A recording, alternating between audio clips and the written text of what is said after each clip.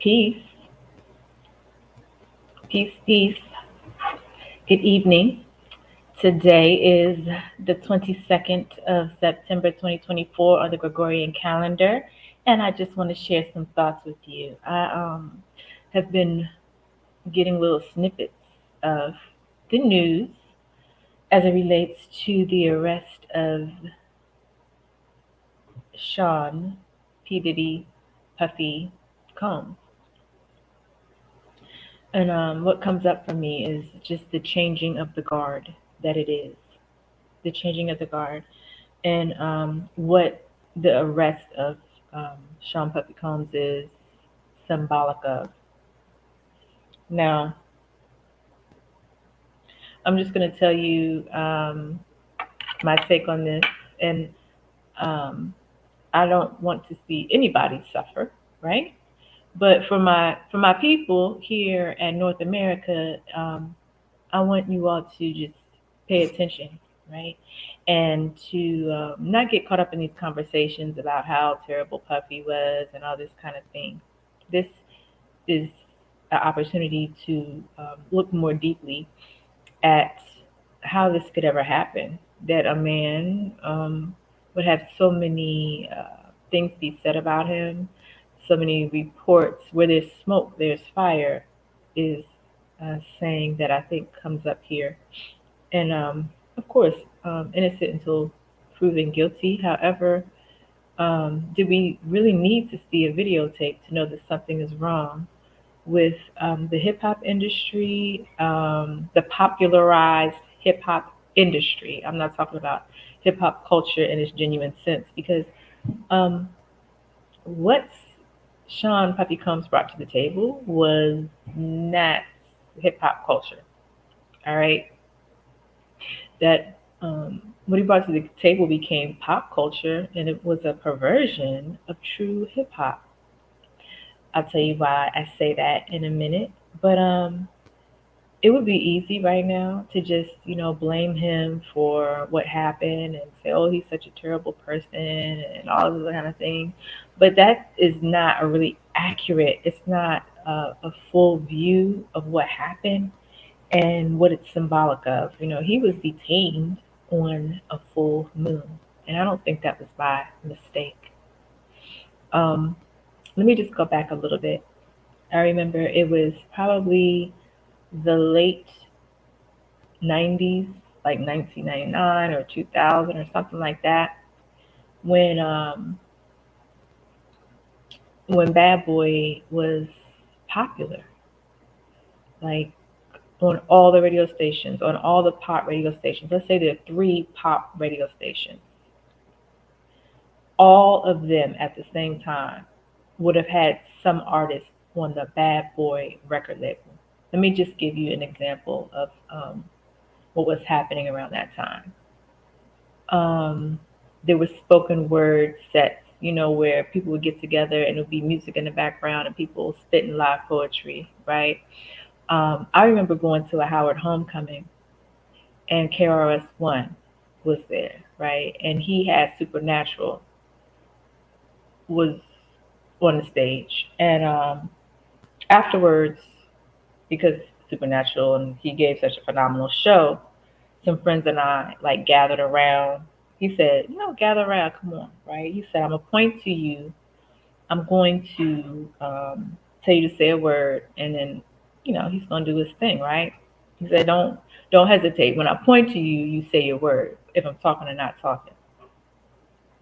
So Supernatural, he spit at that time, and did he lay it down? Now look up Supernatural. All right. I mean, he's hip hop. KRS-One, that's hip hop because that's talent. And so when people who are into the spoken word and into, real hip hop culture, when they were hearing on three stations, um, you know, sample music that was very studio, that it seemed to lack that authentic roots culture, right? it was known like, yeah, that's some watered down something, but it's not hip hop. It might be fun music, it might be pop, but it's not hip hop. Authentic, right? So for years of that type of music and everything around it, right? It's just not been thought of. What he produced was not thought of as like hip hop culture. And so we see that, even today in the music that has actually like infiltrated our community. Now, something else that comes up too is just this whole, Puffy went to Howard, right? And at Howard University, you have several schools. You have your undergrad, and then you have your graduate schools. Some of them are separate schools. Some of them are part of the graduate school. You have your law school. Kamala Harris, she went to Howard Law School, if I do recall properly. So you cannot judge someone like, oh, they went to Howard and so like they're great. Like they came up with the philosophy, with the way of life that is going to be good for our people. And the same is true the other way around, right? Just because they attended Howard, it doesn't mean that they attended and that they did not have the opportunity to gain a perspective and to be able to contribute in a way that really is of value to society and culture, right? And I say that as someone who attended Howard University School of Social Work, and knowing people at other graduate schools on the PhD level, on the graduate school level, just straight like master's level. And you have people from all over the world who come to Howard. Some of them are original indigenous people to Turtle Island. Some of them are not, from different islands. They different nationalities from all continents. Not some of them not of Boer descent or of the copper colored tribes or anything like that. Okay, so it's very diverse. Some people receive scholarships because they are not of like aboriginal or original peoples, right? And sometimes original people still do get scholarships, right? So there's all sorts of things that take place to make the mix of folks that are there. I will tell you, I did have a joke with one of my colleagues that it felt very much like the plantation sometimes. Okay. But at the same time, I would not have chosen any other school in which to attend. And I did choose there intentionally. It wasn't because I chose there. I had options to go anywhere I wanted to go. And I chose there. Excuse me.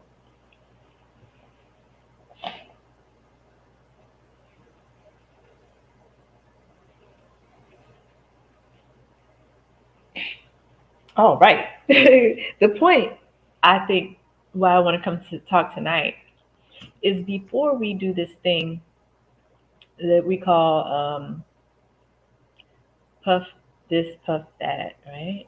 I'm calling it puff, puff, pass. Puff, puff, pass the responsibility that anybody had to make sure that something like this never happened or never does happen again.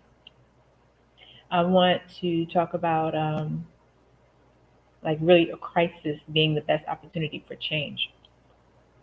We have the presidential candidate talking about make America great again, again, or make America great. Because for some of us, original and indigenous to Turtle Island, as great as it is to live here and to be from here, there and to have like what we call jus sanguinis rights here, right? There's no other place I would want to be from. There's no other place. And I'm going to correct my English. I will say there is no other place from which I would want to be, because you don't end a sentence with a preposition. And that might seem like a minor thing to you, but I come from people who do things right. And what happened was very wrong. And it wasn't any one person's fault. It's also a symptom of the breakdown in our community. And it was a very intentional breakdown in our community, right? So, bringing it to something operationalized that we can operationalize today, right? Focusing my attention on women, on men who are in a position of where people are trying to control them. Some things I want to share to just empower them. All right. Things that I wish someone had told me years ago. All right.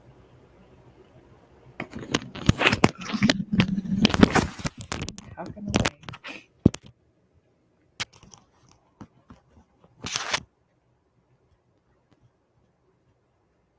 I don't think I can be heard. Let me just end that and start all freaking over.